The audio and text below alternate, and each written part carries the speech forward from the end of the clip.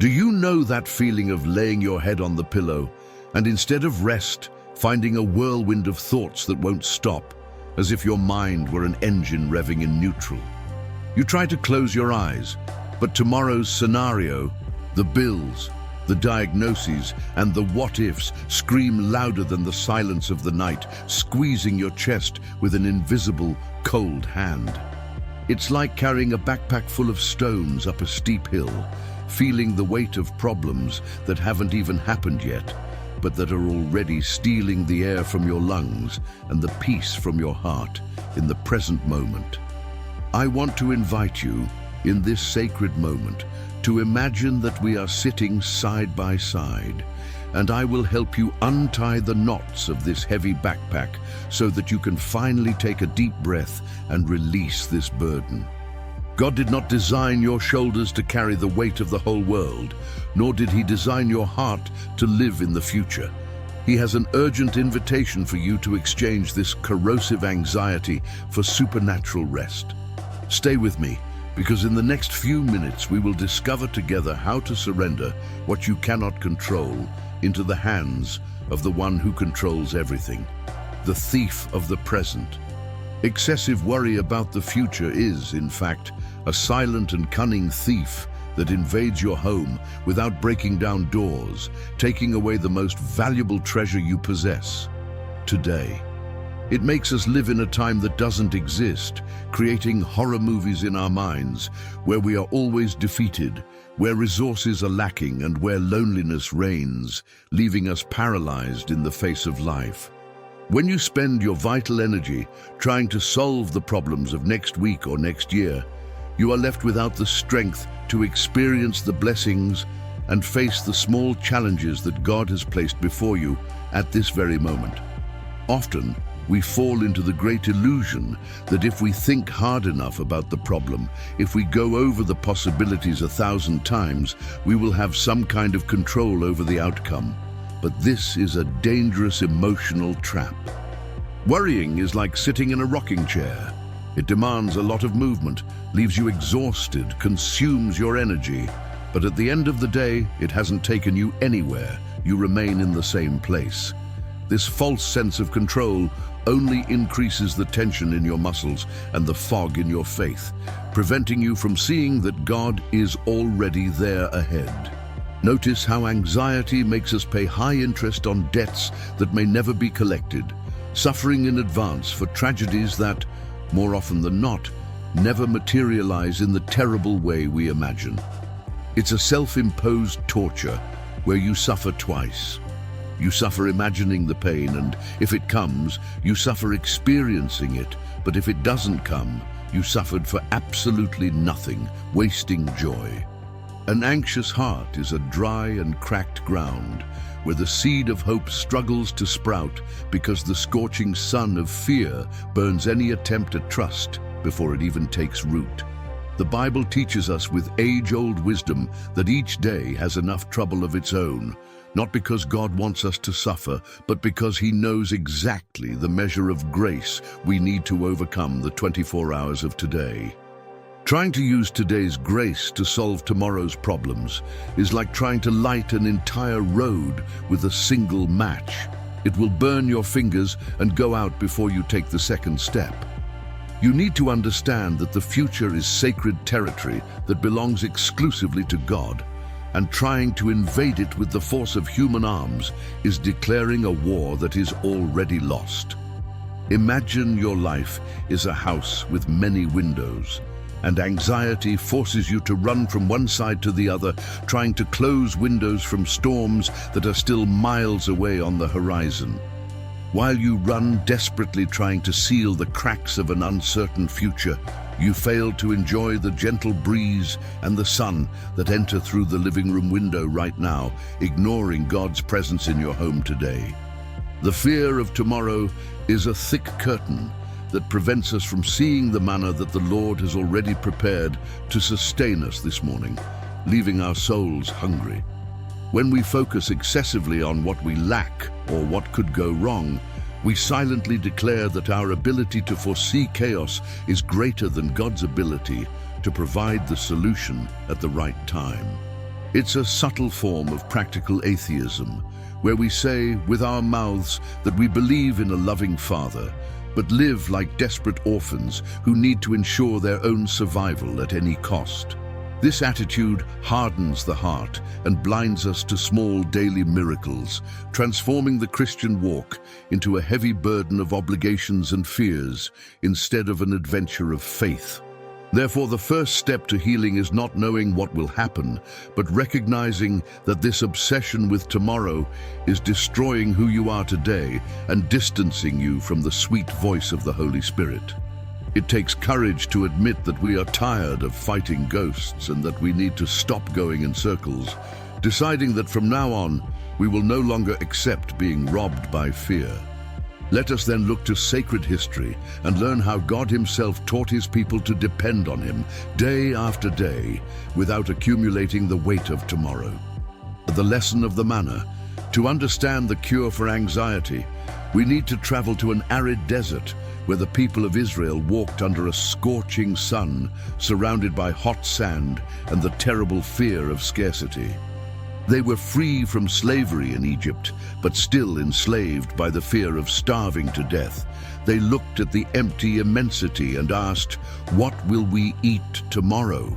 Just as we do when we look at our bank account or the instability of the world. It was in this scenario of despair that God sent manna, a bread from heaven that appeared every morning like a miraculous white, sweet dew, covering the dry land with the exact provision for that day's hunger. However, there was a non-negotiable divine rule that defied human logic of security. Gather only enough for today, do not store anything for tomorrow.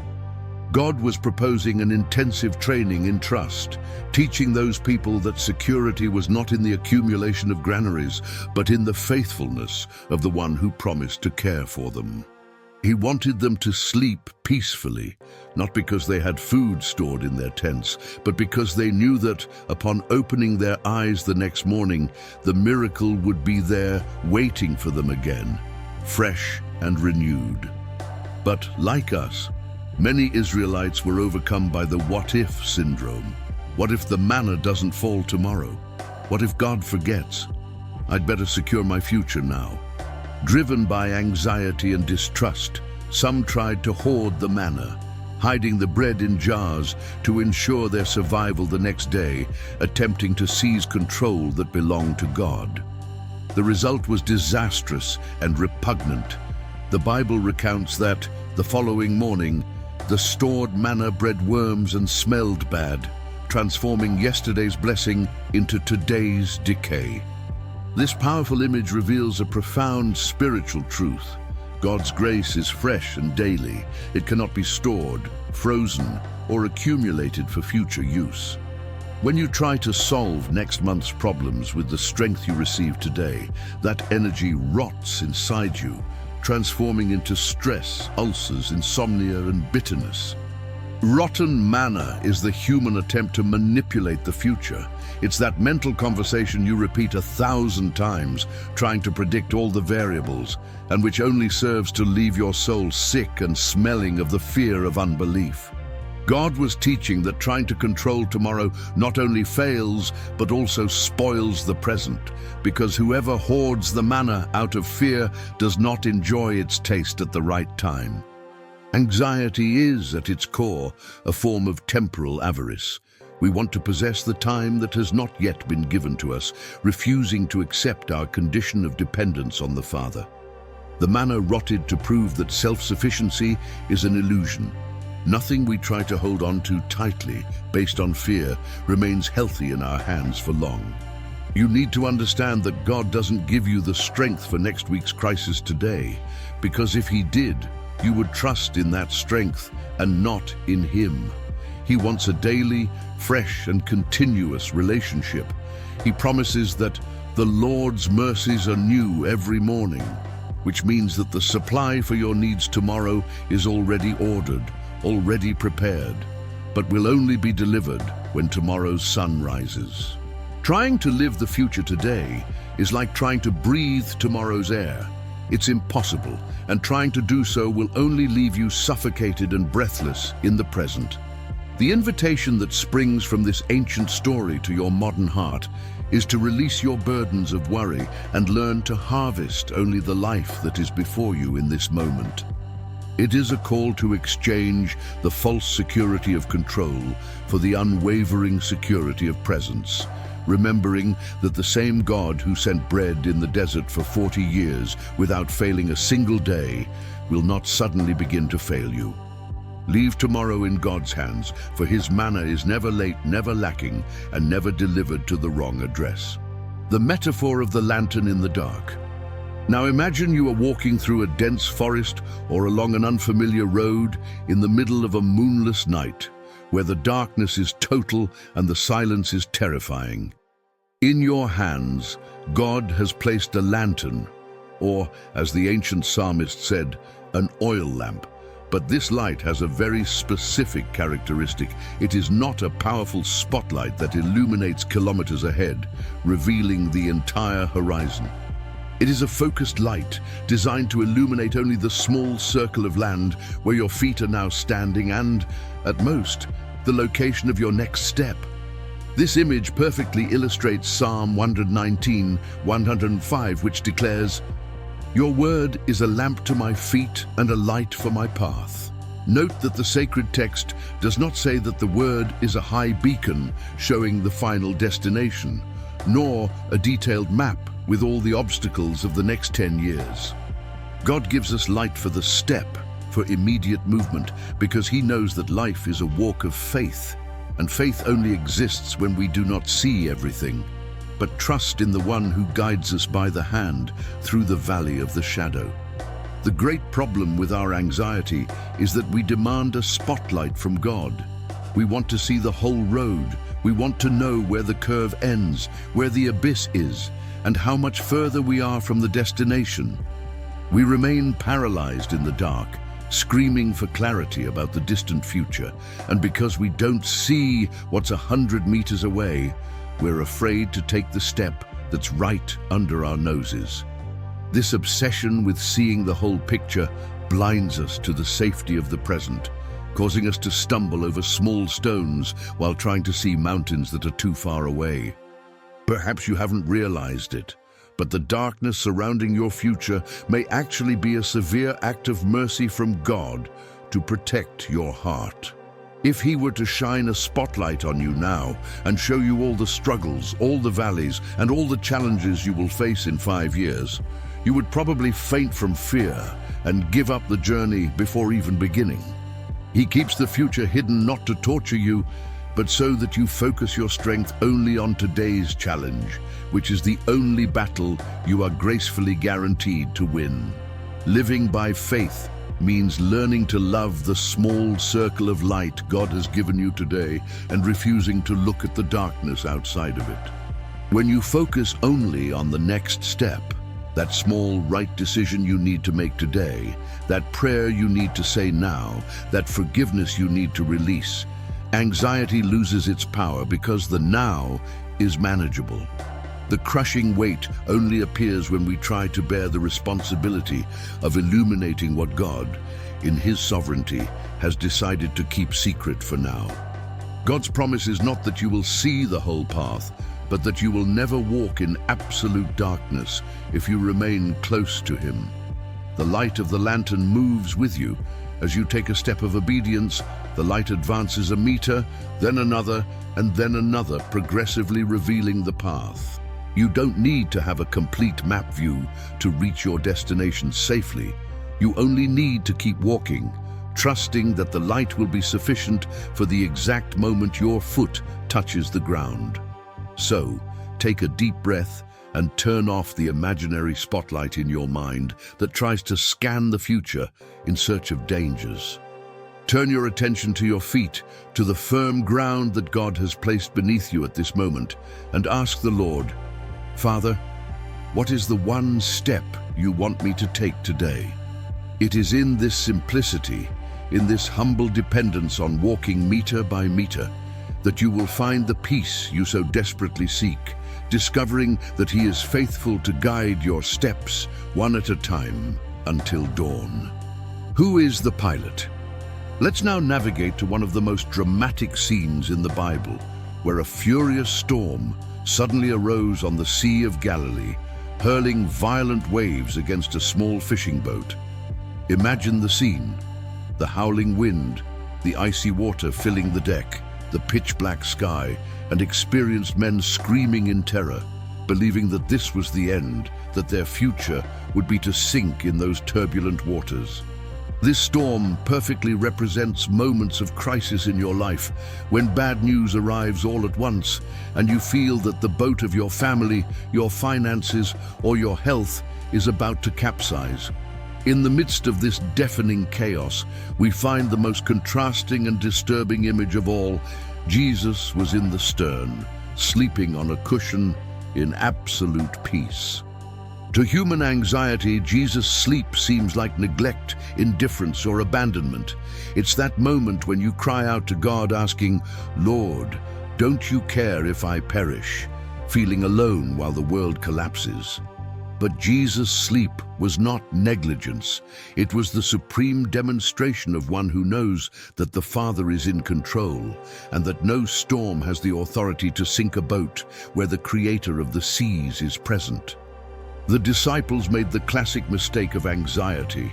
They looked at the size of the waves instead of looking at the greatness of the one who was in the boat with them. When we focus on the height of the problem and the strength of the headwind, our faith shrinks and fear takes the helm, making us believe that disaster is inevitable. They woke Jesus in a panic, trying to transfer their fear to him. But Jesus stood up and with quiet authority commanded the wind and the sea, "Peace, be still." And there was immediately a calm. Understand that the greatest miracle there wasn't stopping the wind, but the lesson he gave afterward. Why are you so afraid? Do you still have no faith? Jesus was showing that the problem wasn't the storm outside the boat, but the storm of doubt within their hearts. They thought they needed to control the sea to survive, when in reality, they only needed to trust the pilot.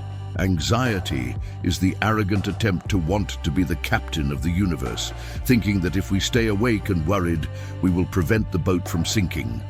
How many times have you tried to steer your life through a hurricane, holding the helm with trembling hands, wide eyes, and a racing heart? You try to avoid problems, try to row against the tide, try to save the situation with your own strength, and only end up more exhausted and desperate. The harsh and liberating truth is that you are a terrible storm pilot. Your hands are too small to hold the helm of history, and your vision is too short to see the safe harbor through the fog. True surrender happens when you have the courage to let go of the helm and say, "Lord, take the helm, because I don't know what to do, and I'm afraid." Letting God be the pilot doesn't mean you'll passively sit idly by, but it means you'll stop trying to manipulate the outcome and rest assured that the captain has never lost a ship. It's recognizing that if Jesus is in your boat, the final destination is not the bottom of the sea, but the other shore, no matter how high the waves rise along the way. The peace that surpasses understanding is not the absence of storms on the horizon, but the unwavering confidence in the presence of the pilot by your side.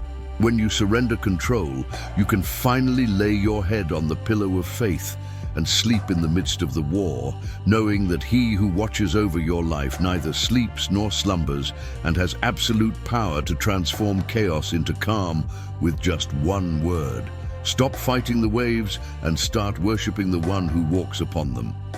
The danger of what if. The greatest weapon that anxiety uses against your faith is two small words, seemingly harmless, but which have the power to open the gates of hell in your mind. What if? What if the money runs out? What if the test comes back positive? What if I'm alone? What if I fail? These questions are poisonous seeds that, when planted in the soil of imagination, grow rapidly and become a dense forest of fear, where you become completely lost, forgetting the sunlight and the presence of God. When you enter the what-if cycle, you become the screenwriter of a horror movie where you are always the helpless victim and the ending is always tragic. Your mind, which should be a temple of worship, transforms into a projection room for catastrophes, where you rehearse suffering, feel the pain of loss, and mourn situations that never happened and probably never will. It's a painful waste of creativity and emotion, using the gift of imagination that God gave you to create monsters instead of visualizing miracles. Notice how "what if" acts like a snowball rolling down a mountain. It starts with a small doubt and gains speed and size until it becomes an avalanche that buries your hope. A simple delay by someone becomes a fatal accident in your head. A headache becomes a terminal illness. A mistake at work becomes a humiliating dismissal. You are not dealing with reality, but with an illusion amplified by fear, and fighting illusions is the most exhausting battle there is. Spiritually, the "what if" is a silent offense to God's character, for it questions the Father's goodness and faithfulness in caring for you in the future. It suggests that God will abandon you at the crucial moment, that grace will fail when you need it most, and that you will be alone to face the giant. Every time you feed this doubt, you are saying that fear is more reliable than the Word of God, building altars to anxiety and tearing down the altars of faith. The cure for this mental illness begins when we decide to exchange the cowardly "what if" for the courageous "even if." The Bible is full of men and women who triumphed not because they knew the future, but because they declared, "Even though I walk through the valley of the shadow of death, I will fear no evil." The "even if" does not deny the possibility of pain, but affirms the certainty of divine companionship. It says to fear, "The problem may come, but if it does, God will be with me and will help me through it." You need to learn to intercept these thoughts at the entrance of your mind, using the shield of faith to extinguish these fiery darts before they burn your emotions. When the thought comes whispering, "What if I lack?" you must respond by shouting with your soul, "The Lord is my shepherd, I shall not want."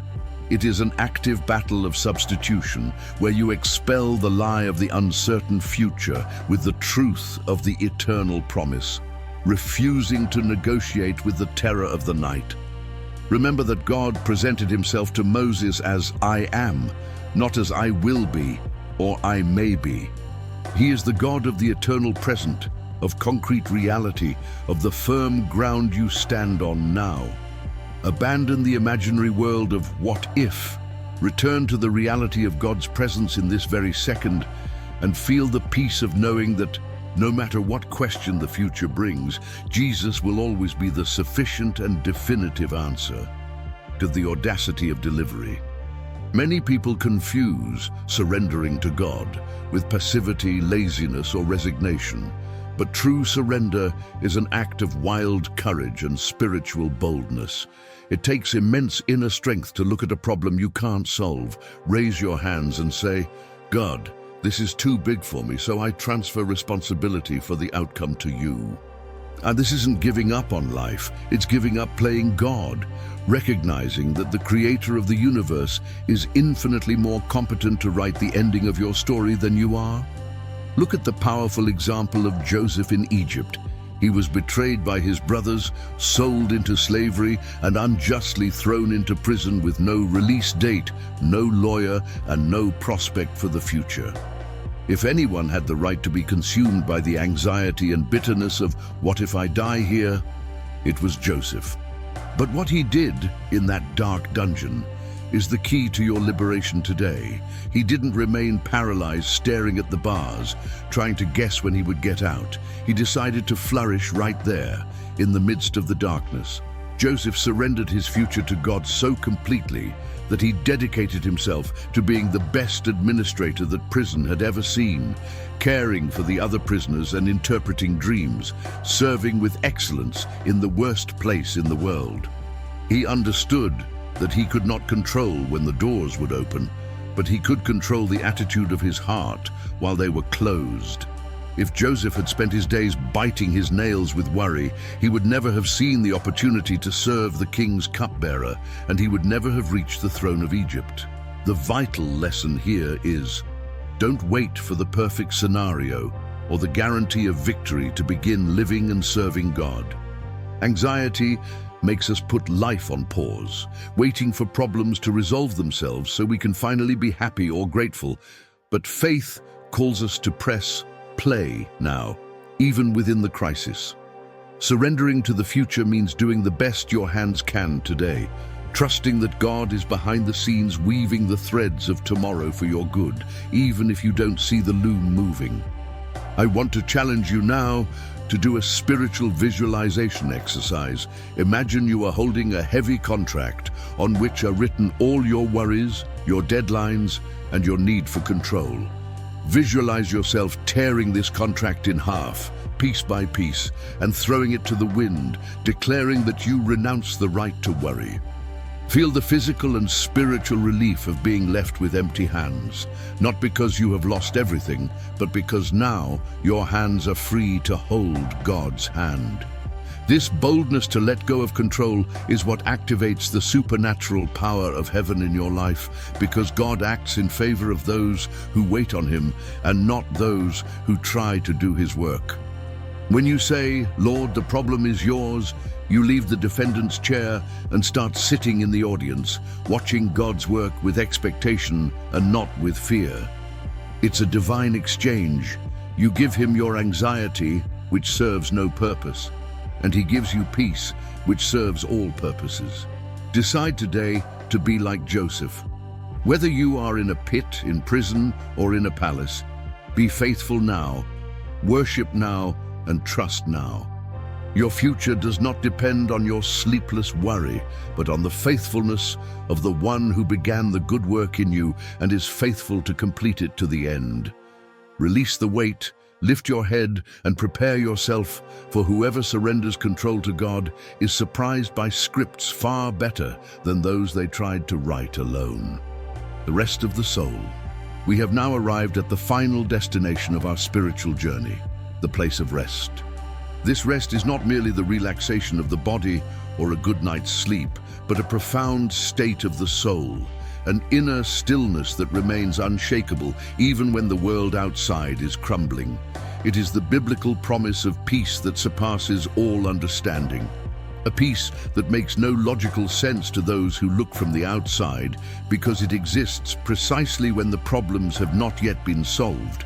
But the heart has already decided that it will no longer be troubled by them. The Apostle Paul gave us the divine recipe for this rest in Philippians. Do not be anxious about anything, but in every situation, by prayer and petition with thanksgiving, present your requests to God. Note the exchange he proposes. You surrender your anxiety through prayer, and in return, God places His peace as a sentinel, an armed guard at the door of your mind and heart. Rest comes when we stop talking to our fears and begin talking to our Father, transforming each worry into a reason for intercession and anticipated gratitude. I really like the image that King David uses in Psalm 131, where he says that he calmed and quieted his soul like a weaned child in its mother's arms. A child who is still nursing cries because it wants milk, it wants immediate provision. But a weaned child stays in its mother's lap simply for the company, the love, and the scent of its mother, trusting that it will be fed at the right time. God invites you to mature your faith, ceasing to cry desperately for the milk of the future and learning to rest contentedly simply because you are in the arms of the Almighty Father today. Look back for a moment and see your own story. See how many giants you have faced, how many dark valleys you have crossed, and how many times you thought you couldn't bear it.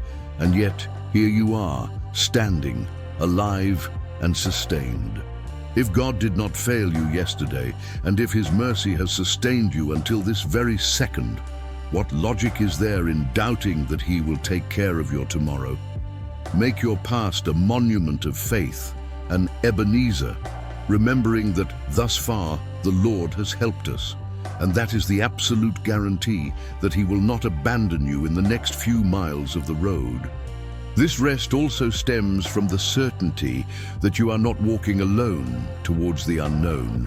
The Holy Spirit, the Comforter, dwells within you. He is already in your future, preparing the ground, straightening the crooked paths, and breaking down the bronze gates even before you arrive there. You don't need to know the way, you only need to know the guide. And this guide promised to be with you every day, even to the end of the age, which means that there will never be a day in your future where God's presence is absent. Therefore, I want you to relax your shoulders, loosen your jaw, and breathe deeply, feeling the air enter and leave as a gift of God's grace for this moment. Feel this weight leaving your back, this tension leaving your neck, and visualize Jesus taking the heavy burden you have carried until now and placing his gentle yoke upon you. Rest is a choice, a conscious decision to close the door to the noise of fear and open the window to the gentle breeze of confidence.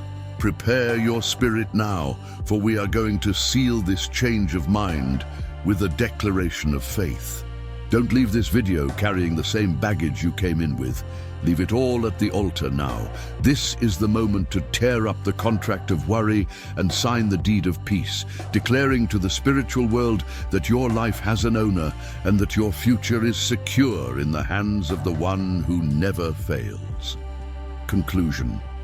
Repeat after me now, aloud or in the silence of your heart, with all the faith you possess. Lord God, at this moment I stop fighting against time and surrender my future entirely into your hands.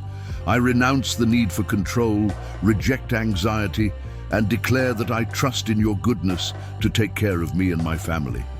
I exchange my fear for your peace, my doubt for your certainty, and rest in the promise that you have already prepared my tomorrow. I am your child, and that is enough for me. Yet may the peace of God, sweeter than honey and stronger than rock, flood your being right now, silencing all voices of accusation and fear. Go live your day today with joy, lightness, and gratitude, knowing that while you sleep and while you wake, the Guardian of Israel is watching over your life and taking care of every detail of your future. Stay in peace, stay in faith, and remember, the best is yet to come because God is already there.